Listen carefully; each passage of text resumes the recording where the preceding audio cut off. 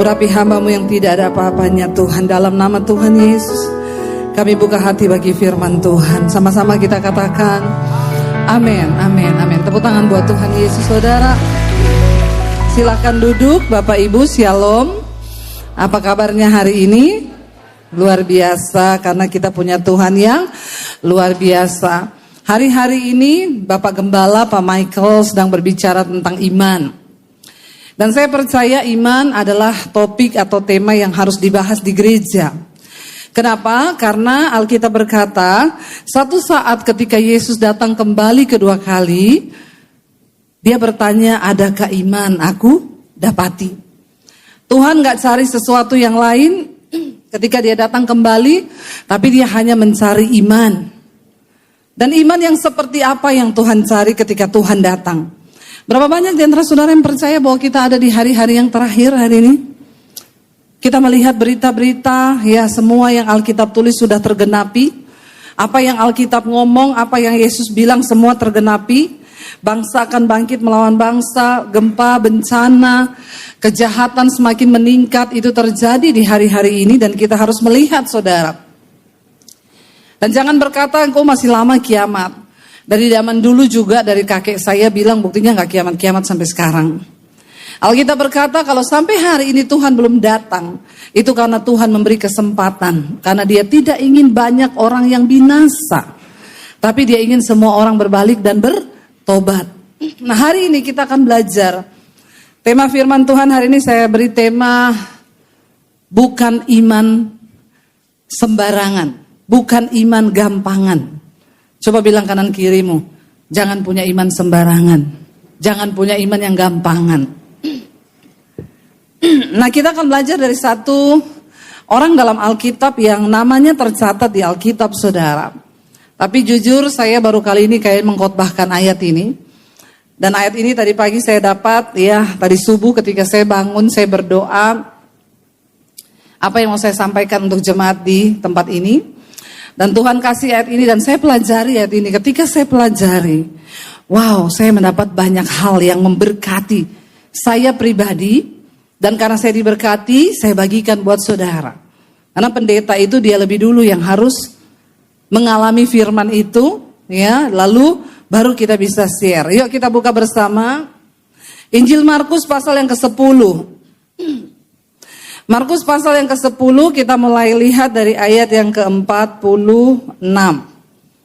Judul perikopnya Yesus menyembuhkan Bartimeus, saudara. Kita akan belajar ada apa dengan Bartimeus ini dan bagaimana imannya sehingga dia bisa mengalami perjumpaan dengan Tuhan Yesus dan bahkan mengalami kesembuhan. Baca bersama ayat 46, 1, 2, 3. Lalu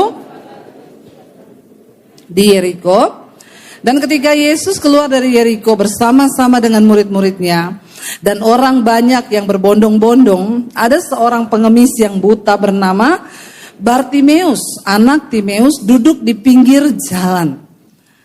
Ayat yang ke-47, 1, 2, 3. Ketika didengarnya bahwa itu adalah Yesus orang Nazaret, mulailah ia berseru. Apa seruannya? Yesus anak Daud, kasihanilah aku. Ayat 48. Banyak orang menegurnya supaya ia diam. Namun semakin keras ia berseru, anak Daud, kasihanilah aku. Ayat 49. Lalu Yesus berhenti dan berkata, panggillah dia.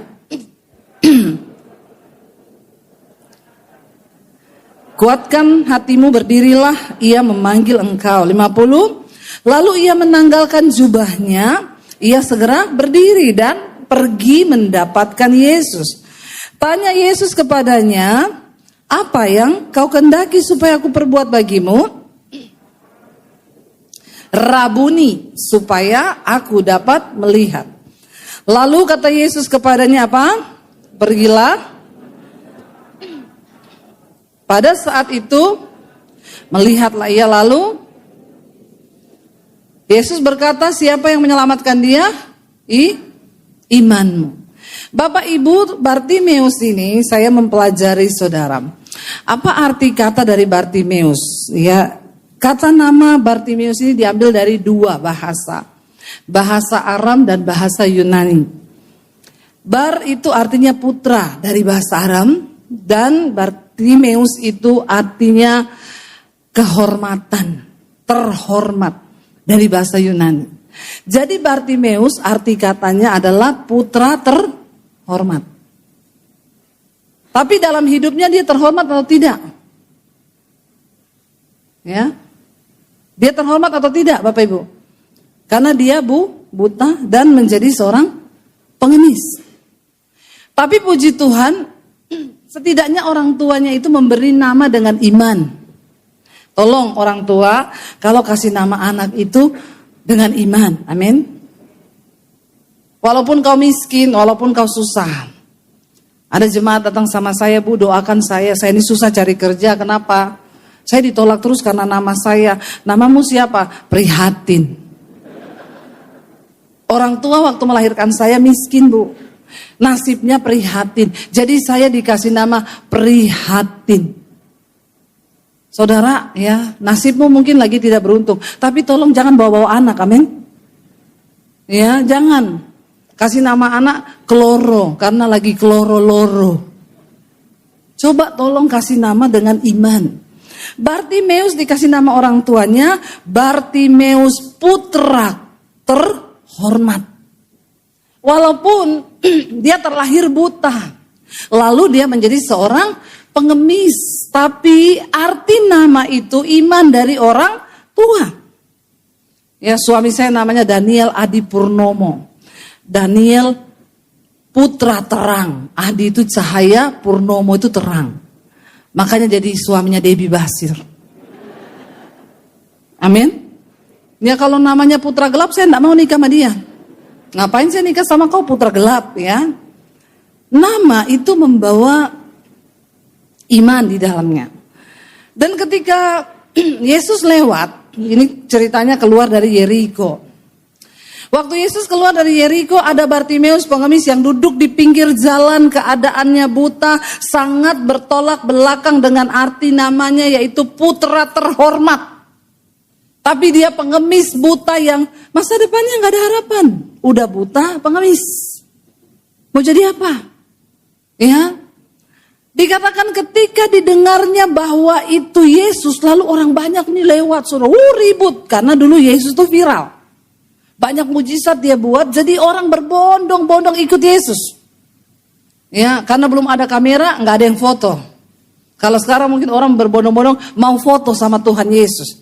Tapi mereka itu terhipnotis dengan Yesus, kagum dengan Yesus karena mujizat yang dia buat, orang ini berkarisma, dia orang yang diurapi oleh Allah.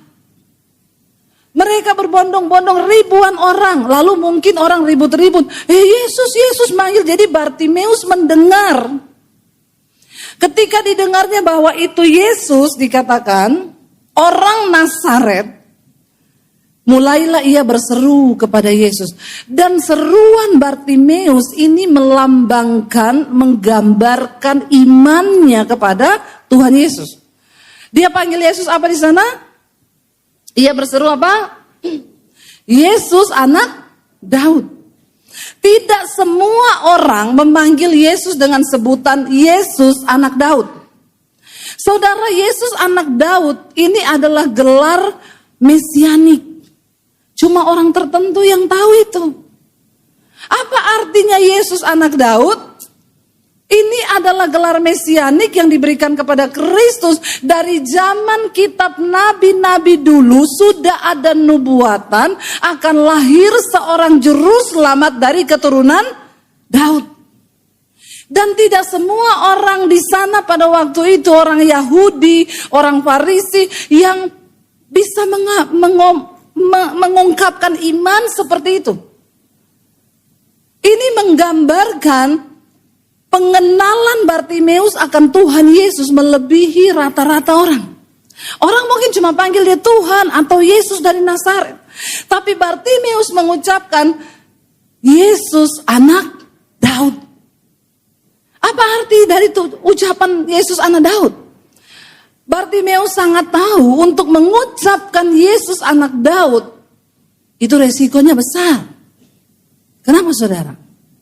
Karena orang Yahudi tidak menerima Yesus sebagai Mesias yang datang di dalam dunia.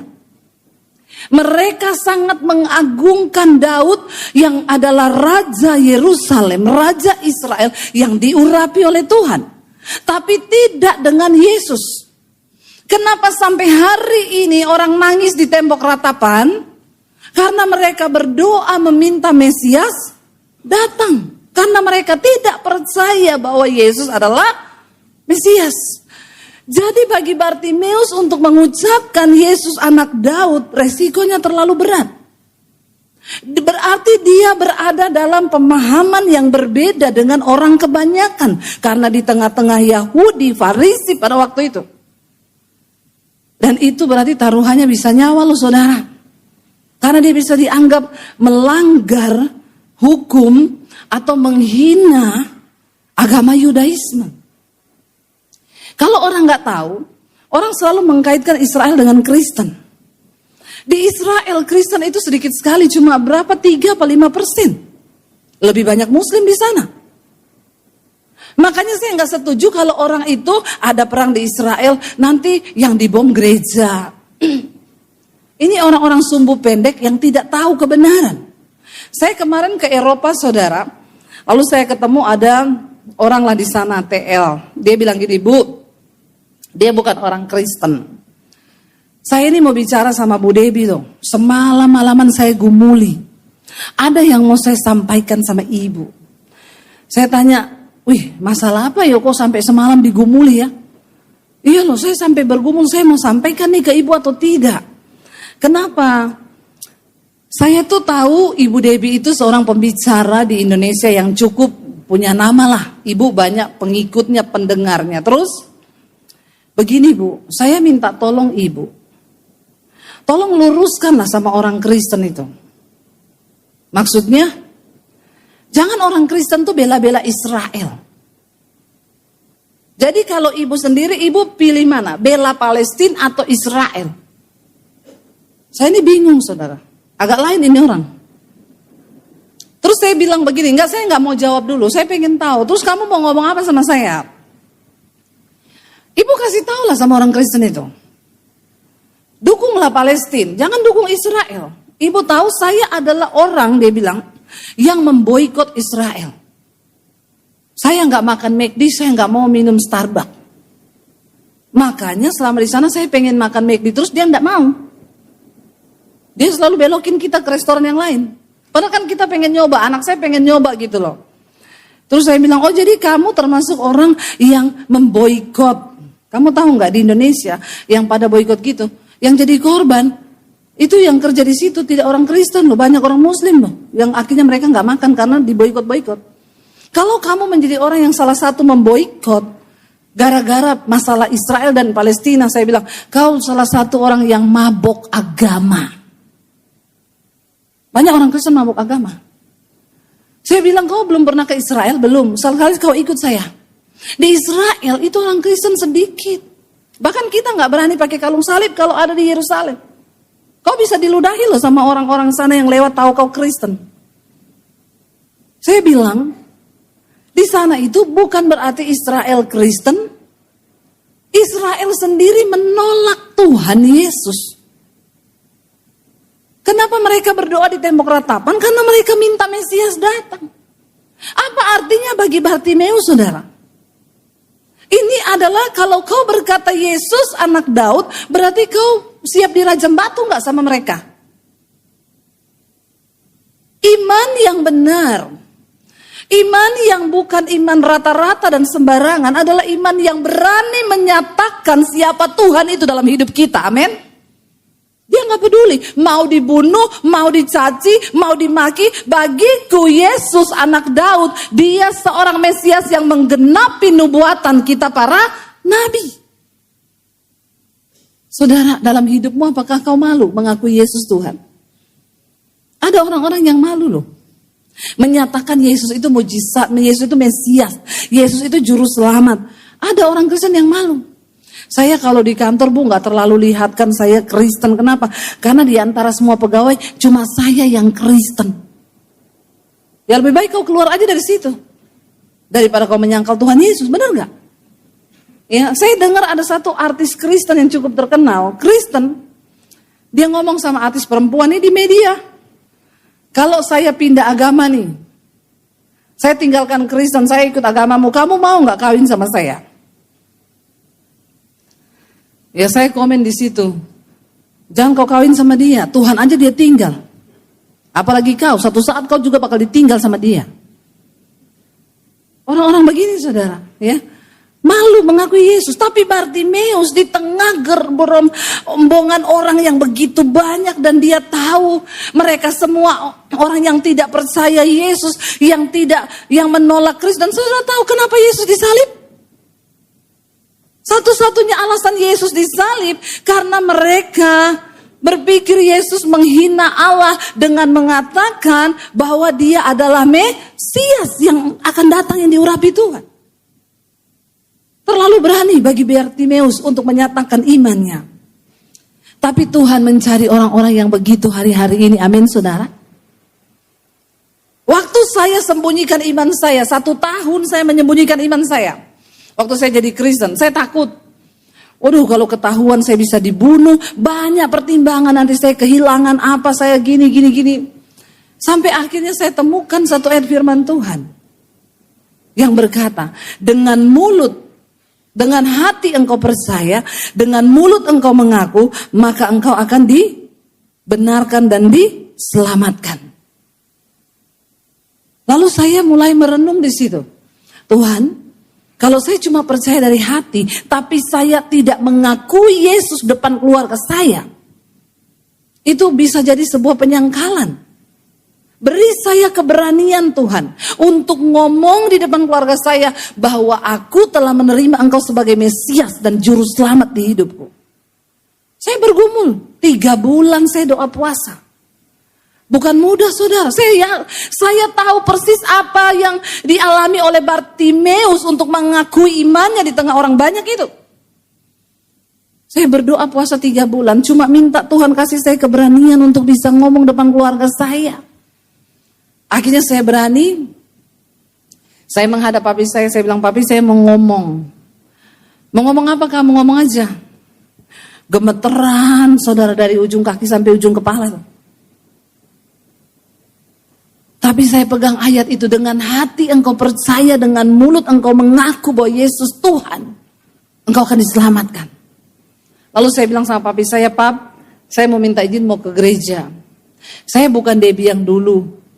Saya sudah terima Yesus sebagai Tuhan dan Juru Selamat saya. Dan saya tahu apa resikonya.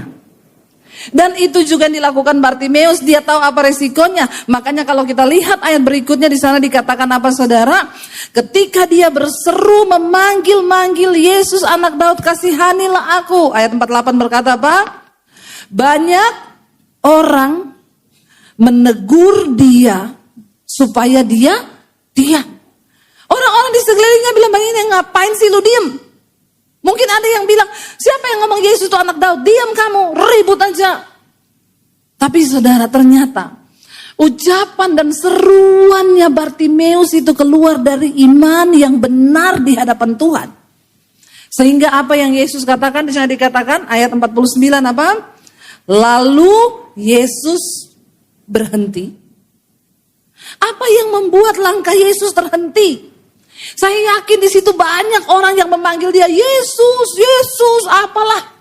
Tapi ada satu ucapan kalimat yang membuat langkah Yesus terhenti dan berpaling untuk melihat kepada Bartimeus. Apakah seruan kita kepada Tuhan cukup membuat Tuhan berpaling untuk melihat kepada hidup kita? Itu tergantung iman yang kau punya. Dan iman yang seperti apa? Bukan iman murahan, bukan iman gampangan, bukan iman sembarangan yang akan membuat Yesus berpaling. Tapi iman yang lahir dari sebuah seruan hati yang siap untuk membayar harga berapapun untuk sebuah harga keselamatan. Amin saudara.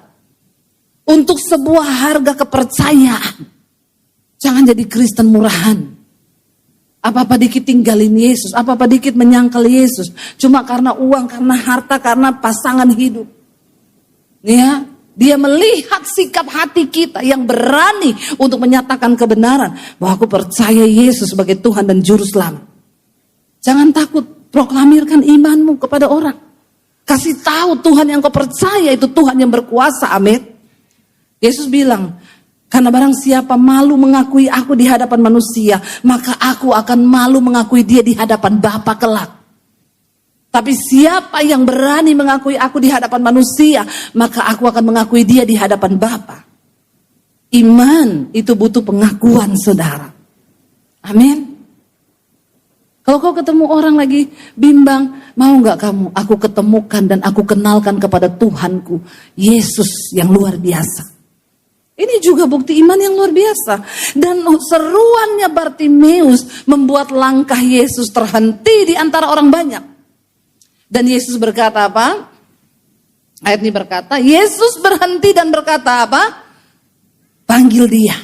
Wow, di tengah kerumunan orang banyak, mata Yesus tertuju pada pengemis hina yang bau, yang miskin, yang buta, yang rasanya tidak ada harapan, masa depannya suram karena melihat keadaan yang dia punya. Tapi ketika Yesus memperhatikan hidupmu, maka tidak ada kata mustahil bagi Tuhan. Yesus berhenti dan menoleh dan berkata, panggil dia, bawa dia ke sini. Tidakkah engkau pengen, saudara, menarik perhatian Yesus atas hidupmu? Semua orang Kristen berdoa, tapi yang dijawab tidak semua. Semua orang Kristen berdoa hari-hari ini dengan segala kebutuhan mereka, tapi yang menarik perhatian Tuhan itu juga tidak semua. Ketika perempuan yang pendarahan itu dengan iman melangkah dan berkata, asalku jamah jubahnya aku sembuh.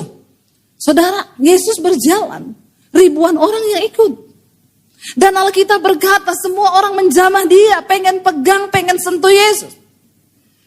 Makanya ketika Yesus merasa ada kuasa yang keluar dari dalam dirinya, dia bertanya sama murid-muridnya apa? Siapa yang jamah aku? Lalu murid-muridnya bilang, hello please deh. Tuhan yang ikut kamu ini ribuan orang, semua orang jamah kamu. Tapi Tuhan bilang apa? Semua orang jamahku. Tapi ada satu jamahan yang berbeda.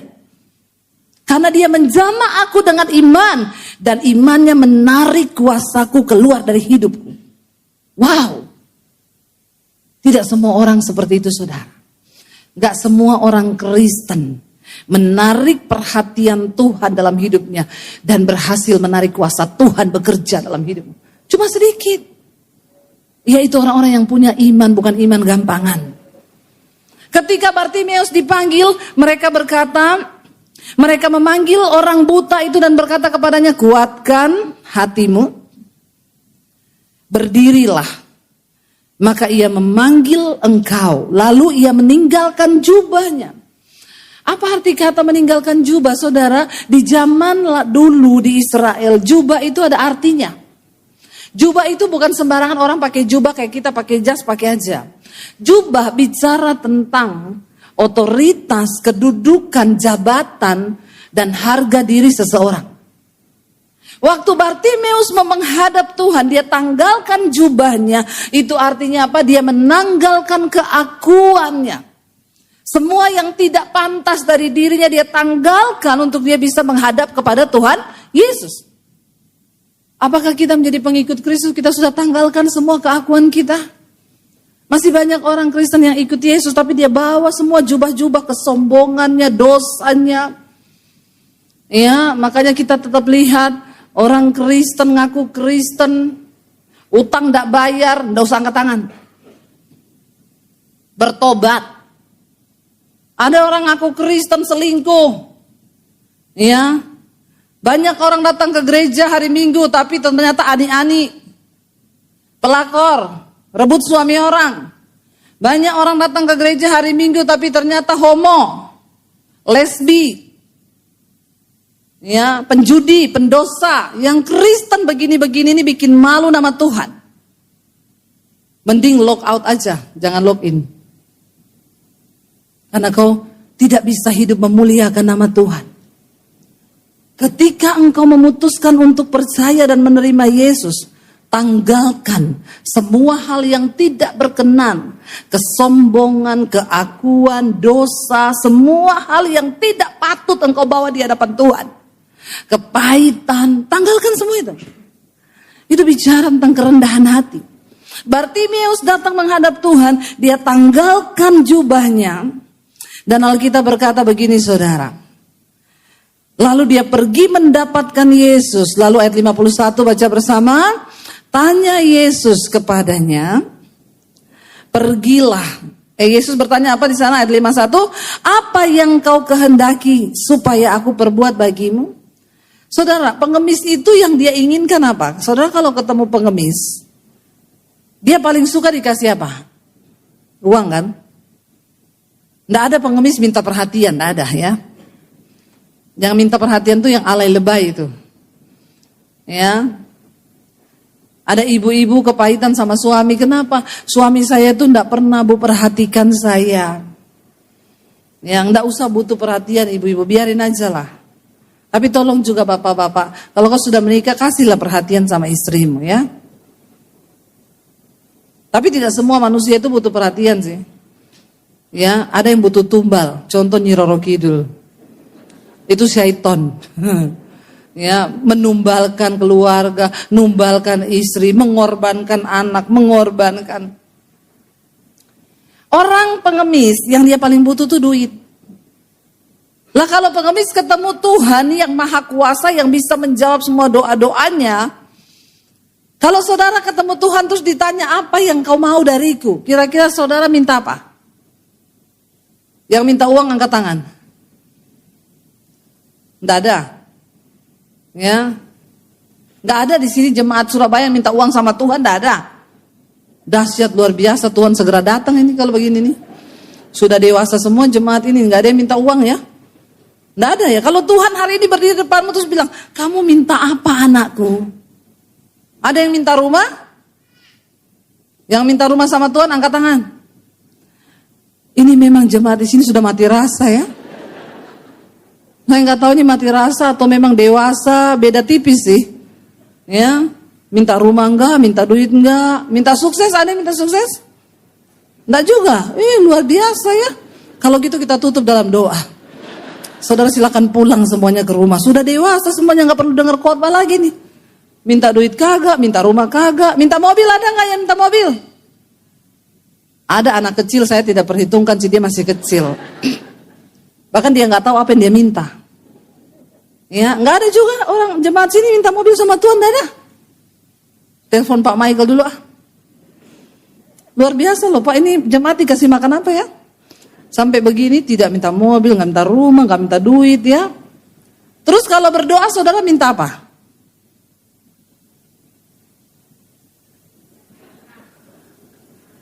Nggak pernah berdoa. Makanya nggak pernah minta, orang nggak pernah doa. Ya Allah, subhanallah, ampuni mereka nih Tuhan.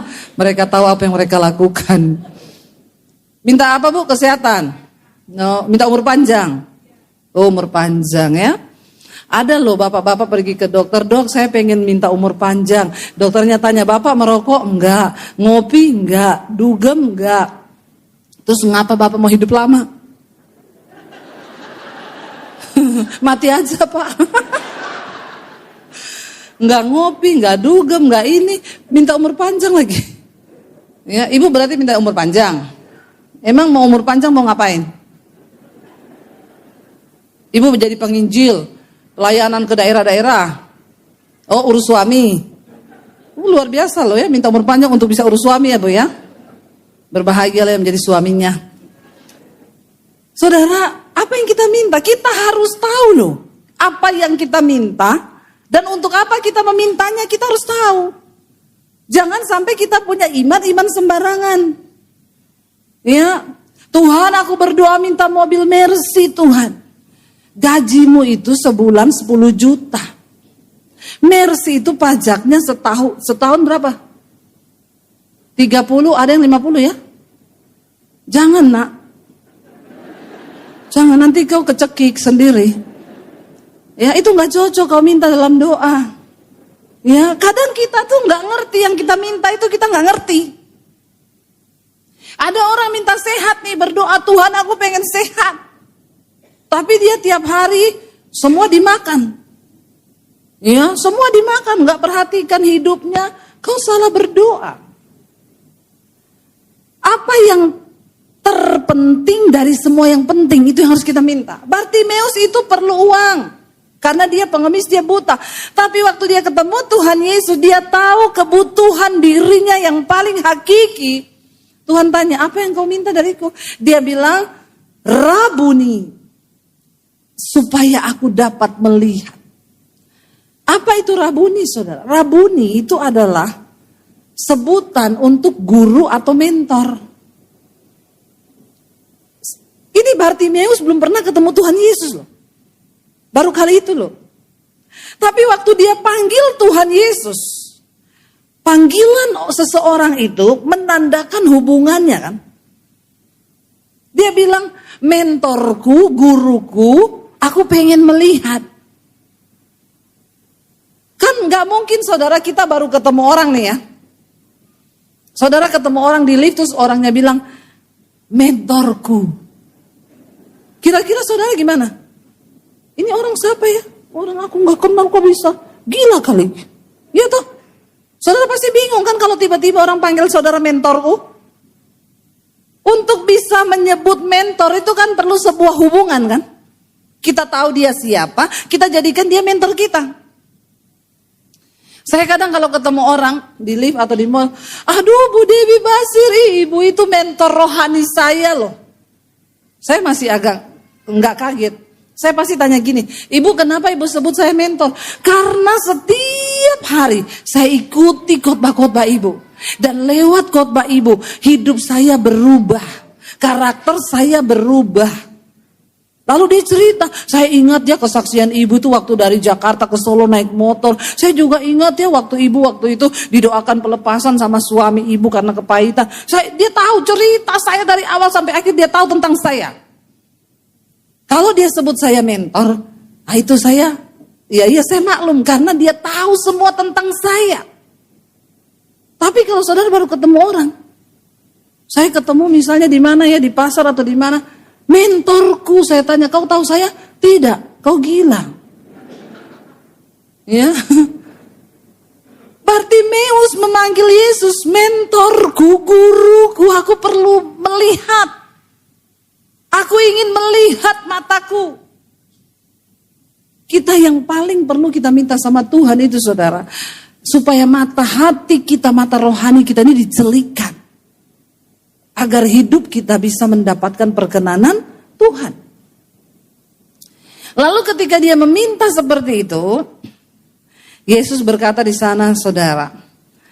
Pada saat itu Alkitab berkata, pada saat itu juga apa? Lalu kata Yesus kepadanya ayat 52, pergilah, imanmu telah menyelamatkan engkau.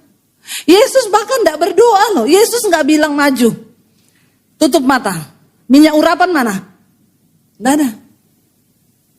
Ketika dia bilang aku pengen sembuh guruku, Yesus berkata, pergilah, imanmu telah menyelamatkan engkau. Bukan cuma sembuh, tapi dia dapat bonus yang paling hakiki, yaitu keselamatan. Apa yang kita butuhkan di dunia ini saudara yang lebih penting daripada keselamatan? Jangan cuma minta uang terus sama Tuhan. Minta supaya mata rohanimu dicelikan agar engkau bisa melihat kehendak Tuhan dalam hidupmu. Karena kita ada di akhir zaman. Saudara, Alkitab berkata, orang yang hidup dalam kekudusan akan mengalami rapture, pengangkatan sebelum Tuhan datang. Yang tertinggal nanti akan mengalami masa antikris, penyiksaan 3,5 tahun. Di masa penyiksaan berat 3,5 tahun itu tidak ada lagi kasih karunia keselamatan. Kecuali engkau bayar dengan nyawa dan darahmu sendiri. Lehermu dipenggal karena engkau percaya Yesus. Selama masih ada waktu hari ini, ayo kita sungguh-sungguh ikut Tuhan. Kita lihat berita-berita hari-hari ini saudara. Antikris sudah di depan mata. Antikris itu bukan setan yang menakutkan, yang dalam bentuk pocongan, kuntilanak. Dah.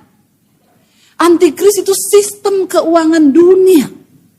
Dia akan memaksa semua orang memakai tanda Tanpa tanda itu kau tidak bisa jual, nggak bisa beli, kata firman Tuhan. Hanya mereka yang dipasang chip itu, dan itu engkau harus menyangkal Tuhan Yesus. Di masa penyiksaan besar nanti, Alkitab bilang, harta tidak berguna. Amin. Uang tidak bisa menolong. Yang kita butuh adalah keselamatan. Makanya buka matamu sekarang, buka. Bilang sama Tuhan, Tuhan aku ingin melihat mata rohaniku supaya aku tahu mana kehendak Tuhan. Dan aku bisa melakukannya. Masih ada waktu, saudara. Ayo kita berbenah diri. Ayo tanggalkan jubahmu. Iman yang seperti apa yang Bartimeus punya. Dia tanggalkan jubahnya, segala kekotorannya untuk datang menghadap kepada Tuhan Yesus.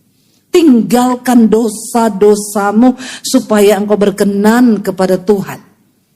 Lalu Yesus berkata, pergilah, imanmu menyelamatkan engkau. Pada saat itu juga melihatlah matanya Bartimeus.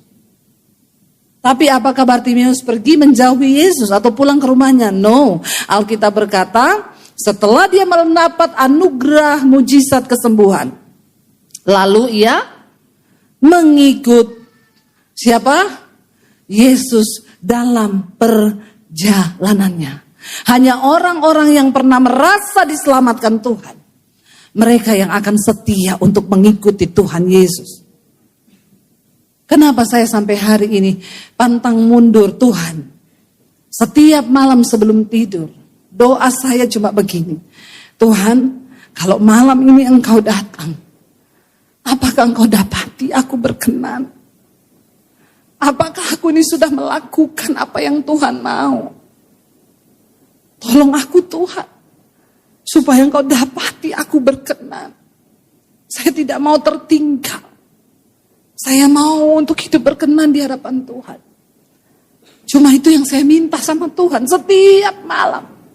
Saya ingatin sama anak-anak saya. Persiapkan hidupmu, persiapkan iman. Kalau malam ini pengangkatan itu datang, jangan kamu seperti orang yang tidak sadar. Seperti orang yang tidur. Jangan kamu seperti orang yang buta mata rohaninya. Jangan kaget. Kalau masa pengangkatan kamu tertinggal, kamu bingung. Mami papi kemana ya? Kok gak ada? Tiba-tiba hilang. Dan saat itu masuklah masa aniaya besar. Engkau harus dipaksa untuk menyangkal Tuhan Yesus. Engkau akan kehilangan iman. Saudara, setan hari-hari ini tidak datang dalam hidup kita dengan hal-hal yang menakutkan. Saya khotbah di youth kemarin di anak-anak remaja. Setan gak kasih hal-hal yang menakutkan, karena dia tahu itu orang gak akan tertarik. Hari-hari ini setan bekerja dengan cara-cara yang enak. Dia kasih kau handphone. Kenapa saudara? Karena orang itu suka happy yang palsu. Ternyata sekarang ini survei membuktikan, ada ahli kesehatan yang bilang, waktu kita scroll handphone, makin kita scroll, itu hormon dopamin itu keluar. Hormon dopamin itu hormon bahagia, jenis morfin. Makanya orang kalau scroll handphone 1 jam 2 jam itu tidak terasa, karena hormonnya itu keluar terus. Tapi itu kebahagiaan yang palsu.